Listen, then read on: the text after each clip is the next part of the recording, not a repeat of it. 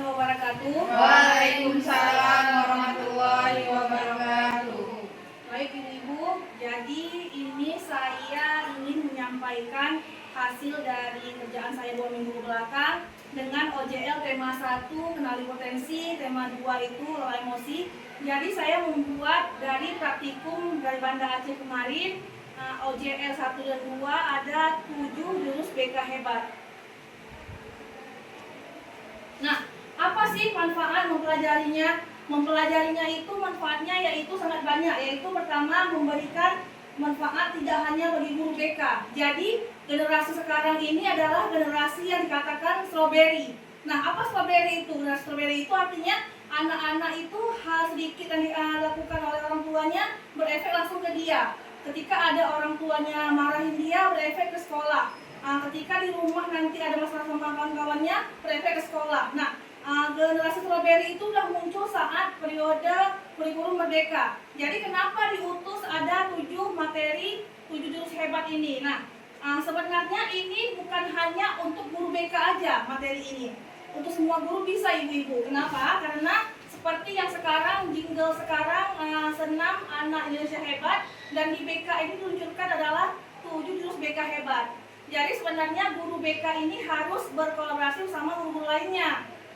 Manfaatnya itu yang pertama, bagi murid terutama, bagi kepala sekolah, terutama bagi murid, yaitu Kemendikbud ini membuat agar anak-anak nyaman, aman, menyenangkan, serta murid-murid juga menjadi murid-murid yang tangguh. Nah, apa sih keinginan kita sebagai guru untuk anak-anak itu? Yang pertama, udah pasti kita menginginkan mereka kuat dalam segi materi, kuat dalam segi akademis, dan juga dalam segi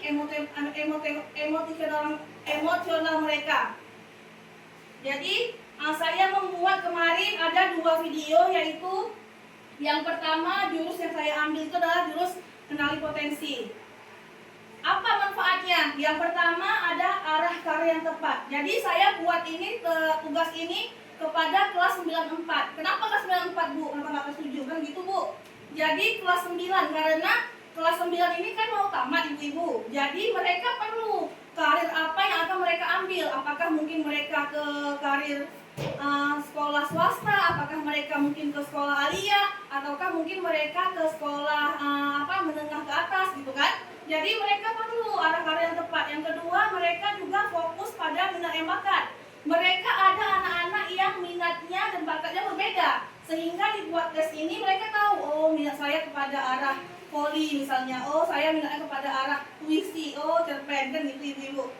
Jadi yang ketiga ada menentukan tujuan yang tepat, udah pasti. Yang keempat ada membangun keberanian. Nah, kenapa dibuat tes kemarin dengan jurus pertama? Mereka lebih berani Bu, lebih berani. Potensi mereka itu kemarin dari hasil tes, mereka ada anak yang kinestetik, ada anak yang auditori, audiovisual, dan visual. Nah, anak-anak ini makin membangun keberanian mereka. Yang terakhir, mengambil keputusan yang lebih baik. Nah, ketika anak-anak dibuat tes kemarin, mereka ada yang awalnya niatnya mau masuk ke pesantren, sehingga ketika dengan hasil tes mereka lebih cocok kepada arah sekolah menengah ke atas atau SMK atau menengah kejuruan. Jadi mereka bimbang, sehingga mereka memutuskan bahwa oh saya arahnya lebih suka mendesain, suka menggambar, suka bermain apa. Jadi mereka arah ke SMK Bu, tidak arah ke SMA. Nah, ada juga anak-anak yang arahnya agama. Jadi mereka mengambil yang lanjutannya kepada sekolah agama. Jurus yang kedua itu adalah kelola emosi yang saya ambil. Jadi kemarin saya membuat emosi ataupun tracker emosi kepada mereka melalui kertas selembar ibu-ibu. Nah, kertas selembar itu saya bilang kepada mereka bahwa itu adalah alat ungkap emosi mereka. Jadi dari kertas itu hasil tes kemarin saya dapat bahwa 95% anak kita semuanya emosionalnya sangat menurun ibu-ibu. Kenapa? Karena mereka gampang untuk merobek kertas itu. Kemarin saya bilang kepada mereka, ketika kamu bahagia dielus, ketika kamu sedih diremas, ketika kamu marah dikoyak. Padahal saya mempunyai 8 pertanyaan ibu-ibu, tapi di pertanyaan ketiga semuanya udah koyak Bu. Satu pun kertas tidak ada yang masih utuh. Berarti saya simpulkan bahwa emosional anak SMP 10 ini sangat di bawah rata-rata Ibu. Nah, jadi mungkin perlu lanjutan kepada kita, terutama kepada guru BK, guru wakil kepala sekolah dan kepala sekolah untuk mengenal emosi mereka lebih lanjut. Mungkin selama ini kenapa mereka belajar kok payah kali masuknya kepada mereka, kan mungkin gitu Ibu. Ya karena itu, karena mereka suka fokus belajar. Nah, apa manfaatnya emosi? Atasi stres dan kecemasan. Yang kedua, meningkatkan fokus belajar. Yang ketiga, mendeteksi masalah sejak dini. Yang keempat, mengurangi perilaku impulsif. Dan yang ketiga, meningkatkan kecerdasan emosional ataupun EQ. Jadi ini ada hasil tes yang kenali potensi. Ada saya ambil 25 sampel, saya ngambil hanya 13 orang ibu-ibu saya masukkan. Jadi yang pertama seperti contohnya Syifa Zahira, kelas 94. Gaya belajar dia itu auditori. Nah, ketika dia auditori itu, dia nggak bisa belajar tanpa ada pendengaran. Dia lebih gampang belajar ketika guru itu ngomong di kelas. Tapi ketika guru bilang anak-anak, coba baca ya halaman 10-13, rangkumkan apa isinya ya. Dia bingung. Kenapa? Karena gaya belajar dia itu auditori, tidak kepada read atau write. Nah, jadi minat karirnya itu ke arah artistik.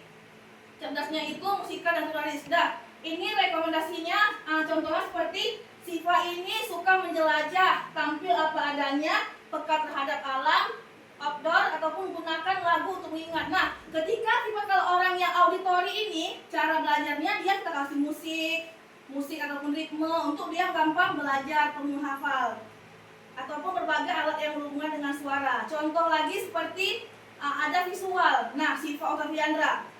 Ketika anak visual ini kita tidak bisa memberikan dia hanya dari bentuk teks ataupun hanya video saja, tapi kita harus menjelaskan dan teks. Nah, seperti PowerPoint yang ada pengertiannya, mungkin video-video, dan arahnya itu dia menyukai kerja kelompok, mudah diskusi. Jadi tidak semua anak-anak itu gampang diskusi ibu-ibu. Nah, seperti kita ya kan, tidak gampang diskusi sama orang lain. Ada anak yang suka menyendiri mungkin, karena itu apa materinya, apa dia, ini tentang visual. Jadi terakhir yang saya sangat menarik, ada anak yang tipikalnya kinestetik. Seperti Citra Purnamasari. Jadi Citra itu kenapa setiap satu kelas nggak pernah diam Bu? Ada aja ganggu kawannya, cokir bangku kawannya, dipegangin kalau kawannya, jalan-jalan keliling-keliling. Kenapa? Karena dia itu kinestetik. Dan anak ini lebih menggunakan tubuh untuk memecahkan masalah. Iya, karena dia yang tipe seperti ini, kalau dia nggak bergerak sehari itu susah hati dia. Nah, makanya mungkin kita kedepannya bisa menempatkan anak ini yang sama mereka, sejenis mereka. Oke, sekian. Mungkin ada yang ingin menambahkan ataupun menyampaikan pendapatnya. Ini adalah bentuk laporan video Bu. Buat video kemarin.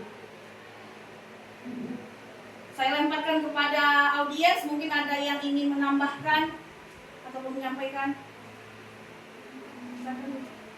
Assalamualaikum warahmatullahi wabarakatuh. Waalaikumsalam warahmatullahi wabarakatuh. Begini ya, Ibu Miftah, pertanyaan saya kan tadi ada Ibu sudah mencoba di kelas 94 untuk yang emosional, ya kan, yang ada emosional. Nah, ketika di dalam kelas Ibu membuat uji coba tentang emosional tadi, kelola emosional, apakah ada anak kan tadi Ibu bilang semuanya emosionalnya rendah gitu. Apakah semuanya gitu? Berarti kalau semuanya terlalu tidak ada satupun gitu, berarti kan memang harus ada solusi, berarti kan gitu. Nah, kalau sudah seperti itu, solusi yang harus kami ambil, kan kami kan masuk juga tuh di kelas 94. Solusi yang harus kita ambil itu bagaimana, Bu? Apakah kita buat metode yang sama di setiap mapel atau punya cara lain untuk mengelola ini? Karena berarti kalau emosinya tidak bagus, berarti kan belajarnya juga mempengaruhi pelajaran. Nah, bagaimana caranya anak-anak itu bisa mengelola emosinya ketika belajar. Gitu. Baik Bu, jadi kemarin di 94 itu satu orang cuma Adila Faiza yang emosinya stabil. Nah, jadi yang lain semua emosinya di bawah rata-rata. Saya bilang sama mereka, cara mereka itu untuk mengelola emosi itu ambilkan kertas, coretkan sebanyak-banyaknya Bu, belakang buku sampai mereka ketika mereka kesal, coretnya sampai habis. Dan mungkin ada teknik lain Bu, di dalam air bak ataupun air yang memang gema dalam air itu ketika kalian emosi, lampiaskan, teriak di air itu. Jangan marah sama kawan tiba-tiba gitu. Ya mungkin nanti kita saya sebagai guru BK dan sama-sama guru lain atau kepala sekolah misalnya saling Bu, koordinasi ya kita ya Bu, lebih lanjut. Iya baik-baik. Jadi sudah ada lah hal-hal yang hal-hal cara-caranya sudah disampaikan ke anak-anak. Oh, sudah baik. Baik, sudah. Terima kasih. Sekian. Assalamualaikum warahmatullahi wabarakatuh. Waalaikumsalam warahmatullahi